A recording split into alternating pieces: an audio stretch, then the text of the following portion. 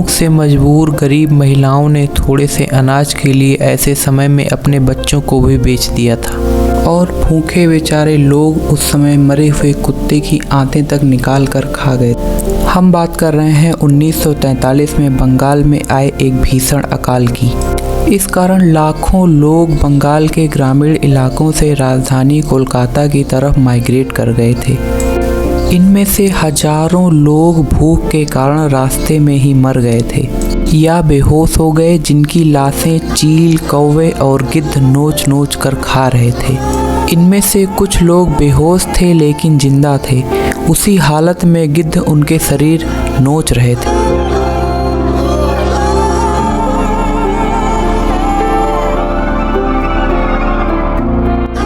धीरे धीरे स्थिति थोड़ी सामान्य हुई और 15 अगस्त 1947 को भारत आज़ाद हो गया और भुखमरी अकाल की समस्याएं कम होने लगीं।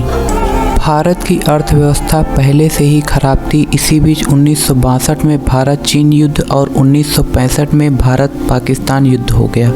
1965 के युद्ध में बहुत सारे रिफ्यूजी भारत आए, जिन्हें भी फीड करने की जिम्मेदारी भारत की ही थी। इन सब कारणों से 1966 में बिहार में फिर से अकाल पड़ा, परंतु 1960s में ग्रीन रिवॉल्यूशन की शुरुआत पहले से ही हो चुकी थी और 1970 तक आते आते पूरे देश का 70% अनाज सिर्फ भारत के पंजाब राज्य से ही पूरे देश को सप्लाई होने लगा।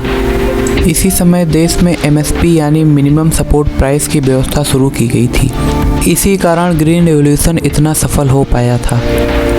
पूरी 18वीं सदी, पूरी 19वीं सदी और 20वीं सदी के कुछ शुरुआती दशकों को मिलाकर भारत में कुल 24 अकाल पड़े, जिनमें कुल 6 करोड़ लोगों की मृत्यु हो गई। इनमें से कुछ अकाल ऐसे थे जिनमें बंगाल की 1/3 पॉपुलेशन पूरी तरह समाप्त हो गई थी। आज भारत के लाखों करोड़ों लोगों को भूखमरी और अकाल की दर्दनाक मौत से बचाने वाले किसान सड़कों पर प्रोटेस्ट करने के लिए मजबूर हो गए हैं। आगे इस वीडियो में हम बात करेंगे कि क्या ये तीनों लॉज कॉन्स्टिट्यूशनल हैं या अनकॉन्स्टिट्यूशनल। क्या सुप्रीम कोर्ट कॉन्स्टिट्यूशनैलिटी के आधार पर सरकार से इन कानूनों को वापस लेने के लिए कह सकती है या नहीं। संसद द्वारा पारित कोई भी कानून संविधान में लिखे प्रोविजंस के अकॉर्डिंग होना चाहिए। यदि कोई कानून संविधान के खिलाफ चला गया है तो वो उतनी सीमा तक खारिज हो जाता है, चाहे वह कानून संविधान बनने से पहले का हो या फिर संविधान बनने के बाद का। कोई भी कानून संविधान के अकॉर्डिंग है या नहीं, इसके लिए 2 चीज़ें देखी जाती हैं। सबसे पहले देखा जाता है कि उस कानून का कंटेंट क्या है, क्या उसमें लिखी गई बातें संविधान के प्रोविजंस के अनुसार लिखी गई हैं या नहीं। उसके बाद देखा जाता है कि क्या वो एक्ट संविधान में लिखी गई प्रक्रिया के तहत ही संसद द्वारा पास किया गया है या नहीं। कंटेंट के आधार पर संवैधानिकता डिसाइड करने के लिए 3 चीज़ें देखी जाती हैं। वह कानून फंडामेंटल राइट्स के खिलाफ नहीं होना चाहिए, संविधान के बेसिक स्ट्रक्चर के खिलाफ नहीं होना चाहिए, या फिर केंद्र ने राज्य के किसी विषय पर कानून बना दिया हो।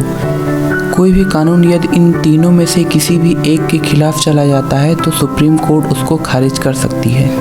सुप्रीम कोर्ट के अनुसार कोई भी कानून असंवैधानिक तभी होगा जब वो संविधान के आर्टिकल 13 या फिर फंडामेंटल राइट्स के खिलाफ होगा, परंतु फॉर्म एक्ट का कोई भी प्रावधान फंडामेंटल राइट्स के खिलाफ नहीं है।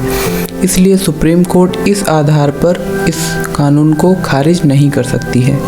केशवानंद भारती केस में सुप्रीम कोर्ट ने संविधान के कुछ बेसिक स्ट्रक्चर बताए।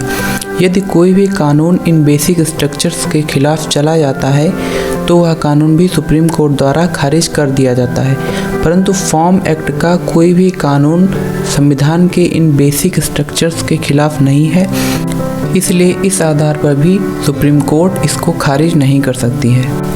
यदि केंद्र ने किसी ऐसे विषय पर कानून बना दिया है जिस पर कानून बनाने का अधिकार राज्य के पास है, तो केंद्र और राज्य दोनों सुप्रीम कोर्ट जा सकते हैं और यदि उनमें से कोई एक साबित कर देता है तो उस कानून का उतना हिस्सा सुप्रीम कोर्ट द्वारा खारिज कर दिया जाता है।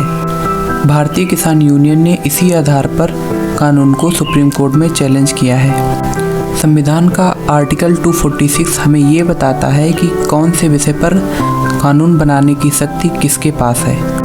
संविधान के 7th शेड्यूल में 3 लिस्ट हैं। स्टेट लिस्ट में उन विषयों को लिखा गया है जिन पर कानून बनाने का अधिकार सिर्फ राज्य के पास ही होता है। स्टेट लिस्ट के 14th नंबर पे एग्रीकल्चर लिखा है, मतलब एग्रीकल्चर से जुड़े विषयों पर कानून बनाने की शक्ति राज्य के पास है।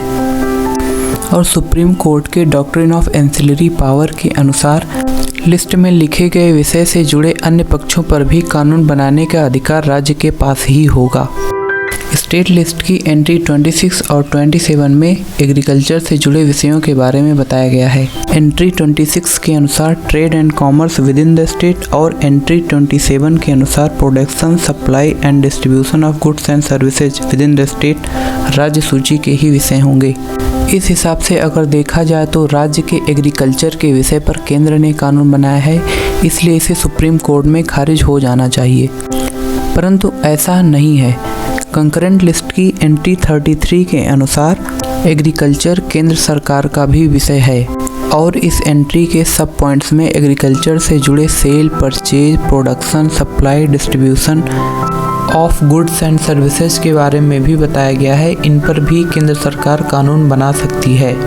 केंद्र सरकार ने एग्रीकल्चर पर ये कानून कंकरेंट लिस्ट की एंट्री 33 के आधार पर ही बनाए हैं। स्टेट लिस्ट की एंट्री 26 और 27 की शुरुआत में ही लिखा गया है कि कंकरेंट लिस्ट की एंट्री 33 के अधीन रहते हुए ही एग्रीकल्चर तथा इससे जुड़े विषय production, supply, distribution of goods and services राज्य सूची के अधिकार में आते हैं। संविधान के आर्टिकल 254 के अनुसार केंद्र और राज्य के बीच विरोधाभास की स्थिति में केंद्र द्वारा बनाया गया कानून ही प्राथमिक होगा।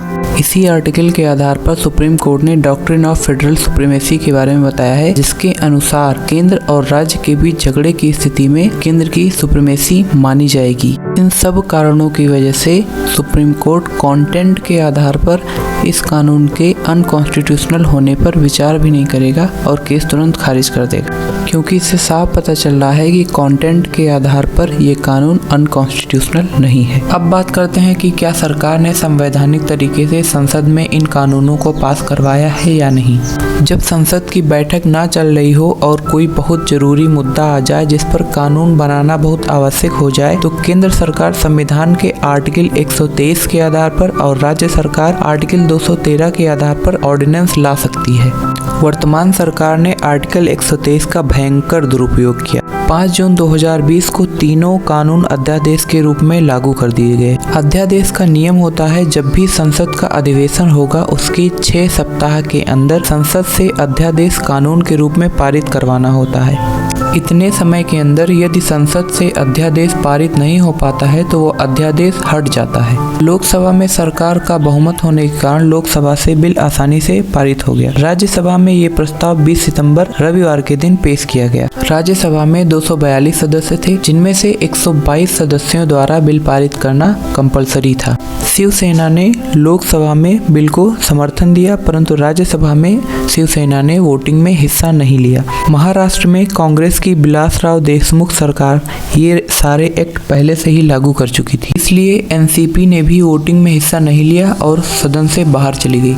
एनसीपी पहले कांग्रेस का ही हिस्सा थी। विपक्ष इस बिल को सिलेक्ट कमेटी को देने की बात कह रही थी, परंतु सिलेक्ट कमेटी को दिया जाना या ना दिया जाना आम सदन की बहुमत से ही तय होता है। अध्यादेश को 6 हफ्तों के भीतर ही संसद से पारित करवाना होता है। अगर ये बिल सेलेक्ट कमेटी के पास चला जाता तो वो डेडलाइन ख़त्म हो जाती। फाइनली ये अध्यादेश वॉइस वोट से सदन से पारित करवा लिया गया। वॉइस वोट में जो लोग बिल पास करवाना चाहते हैं वो आय बोलते हैं और जो लोग बिल पास नहीं करवाना चाहते हैं वो नो बोलते हैं, और स्पीकर इस बात से बहुमत डिसाइड करता है कि कौन से पक्ष से ज़्यादा तेज आवाज आई है। और फॉर्म बिल इसी तरीके से संसद में पास किया गया था। संसद में वोटिंग का दूसरा तरीका होता है वोटिंग बाय डिवीजन, जिसमें संसद के सदस्य इलेक्ट्रॉनिकली वोट करते हैं, परंतु इस तरीके की वोटिंग की प्री कंडीशन होती है कि हर मेंबर अपनी अलॉटेड सीट पर बैठा हो, परंतु उस समय कोरोना की वजह से कोई भी मेंबर अपनी अलॉटेड सीट पर नहीं बैठा था। अब मेजॉरिटी के आधार पर विपक्ष के लोग सुप्रीम कोर्ट जा सकते हैं, परंतु ये बहुत मजबूत आधार नहीं होगा। इसके 2 कारण हो सकते हैं। आर्टिकल 122। इस आर्टिकल के अनुसार संसद के अंदर होने वाली किसी भी प्रकार की कार्यवाही को सुप्रीम कोर्ट के सामने नहीं लाया जा सकता है। संसद के अंदर होने वाली कार्यवाही के मामले में संसद पूरी तरह स्वतंत्र होती है। दूसरा कारण है जॉइंट सिटिंग। अगर हम मान लेते हैं सरकार उस दिन मेजॉरिटी में नहीं थी तथा बिल पास नहीं हो पाता है, इस स्थिति में संविधान में जॉइंट सिटिंग का प्रावधान होता है जिसमें दोनों सदनों की संयुक्त बैठक होती है। इस जॉइंट सिटिंग का आज तक सिर्फ 3 बार प्रयोग किया गया है। जॉइंट सिटिंग में लोकसभा और राज्यसभा के कुल मेंबर्स यानी 785 सदस्यों के आधे के बराबर मेजॉरिटी सरकार के पास होनी चाहिए तथा सिर्फ लोकसभा में एनडीए के पास 353 सदस्य हैं और राज्यसभा में लगभग 100 से ज़्यादा सदस्य सरकार के समर्थन में हैं। इस तरह लोकसभा के 353 सांसद और राज्यसभा के 100 से ज़्यादा सदस्य, इस तरह 400 से ज़्यादा लोग सरकार के समर्थन में हैं और जॉइंट सिटिंग में मेजॉरिटी सिर्फ 393 लोगों की चाहिए और बिल आसानी से जॉइंट सिटिंग में पास हो जाता।